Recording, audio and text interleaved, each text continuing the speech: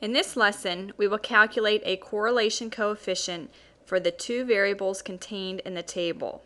The two variables represent the heat index, or the apparent temperature, and the relative humidity in an environment whose actual temperature is 85 degrees Fahrenheit. Both of the variables are quantitative variables, so we can calculate a correlation coefficient for them. Before we calculate that correlation coefficient, however, we should always look at the data via a scatter plot to make sure that a linear association is close, or that there is a linear association between our two quantitative variables. Because, recall, the correlation coefficient only measures linear associations between the variables. If there is not a linear association, you do not want to calculate a correlation coefficient. Looking at the scatter plot of the data, relative humidity is on the x-axis. On the y-axis is the heat index. There does appear to be a linear relationship between the two variables. So now we will calculate the correlation coefficient. We will calculate the correlation coefficient two ways using the calculator. The first way we will do it is using lists on our calculator, and the second way is by using and performing a least squared regression on the calculator. So let's first start by using lists on the calculator.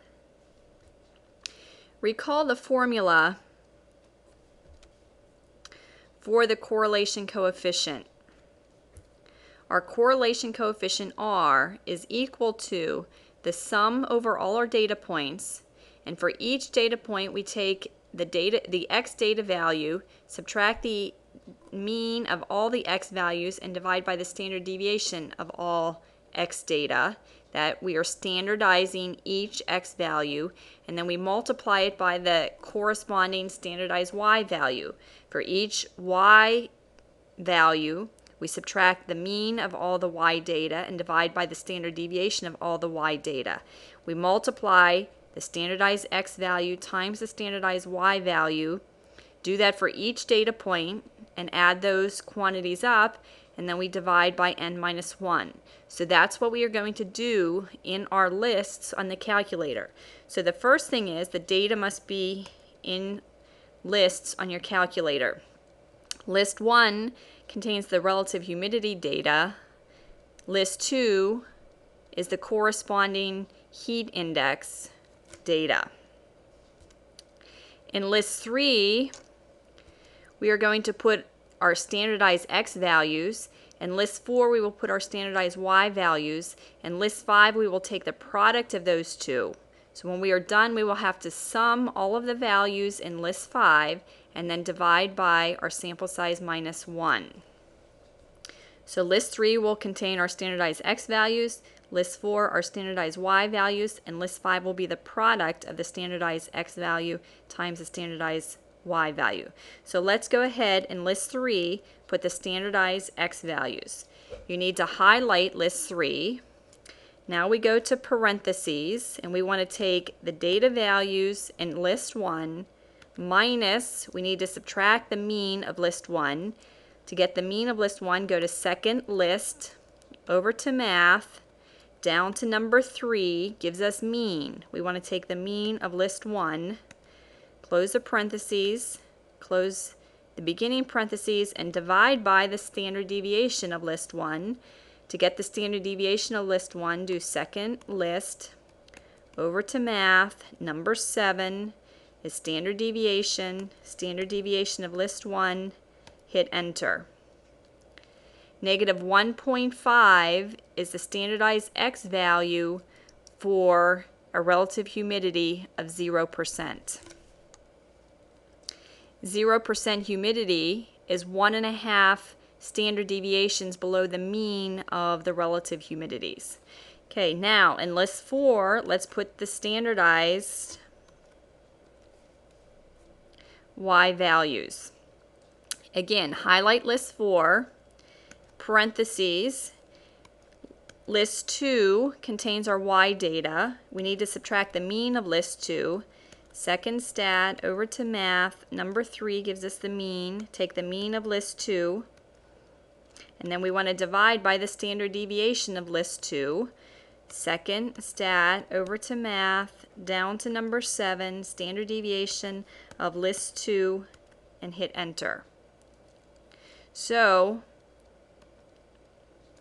we see that 78 degrees Fahrenheit for a heat index is 1.3 standard deviations below the mean of all our heat indexes. Now, in list 5, we want to take the product of L3 and L4 to get the standardized X value times the standardized Y value. So let's do that. Highlight L5. We want to do L3 times L4. And 1.8889 is the product of negative 1.508 and negative 1.253. Now we need to sum list 5 and then divide by n minus 1. How many data points do we have? Let's go down to our last number. Our last number, we have 11 data points, so n minus 1 will be 10. Let's get out of here, second quit. To get the sum of a list, do second stat, over to math, down to number 5 gives us the sum. We want to take the sum of list 5, and then we want to divide by 10. And we see that our correlation coefficient is 0.975. What does a correlation coefficient of 0.975 indicate? It indicates first that it is a positive association, which we saw in our scatter plot. As the relative humidity increased, so did the heat index. 0.975 is close to 1, so it is a strong linear relationship between the two variables. And our correlation coefficient tells us that we have a strong positive linear association between relative humidity and heat index. There's another very easy way to get the correlation coefficient on your calculator. If you run the least squared regression, you will get the correlation coefficient when you run the least squared regression. Least squared regression should really only be done after you've looked at the scatter plot and you know what your correlation coefficient is. But you can run the least squared regression on your calculator to get the correlation coefficient. Once you have the correlation coefficient, then you will determine whether you want to actually go ahead and use your least squared regression model and run the least squared regression. When running a least squared regression on your calculator, if your diagnostics are turned off, the correlation coefficient will not be displayed. So you need to make sure your diagnostics are turned on. How do you do that on the calculator? If you go to Second, Catalog, let's go down to D for Diagnostics, and we got to arrow down till we get to Diagnostics. Here, Diagnostics is on. We want it to be on so the correlation coefficient is displayed. Hit Enter, and it says done. Our diagnostics is turned on. All right, let's run the least squared regression. To run the least squared regression, go to Stat, over to Calc, down to number 8, Linear Regression, where our model is of the form alpha plus beta x, and the least squared regression will give us A and B. We want to regress our x data, L1, comma, our y data, comma, is in L2. So x data, comma, y data, and hit Enter.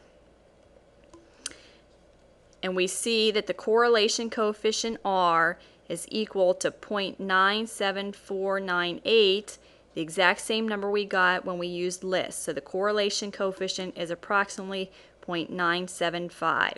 So two ways to get it on your calculator.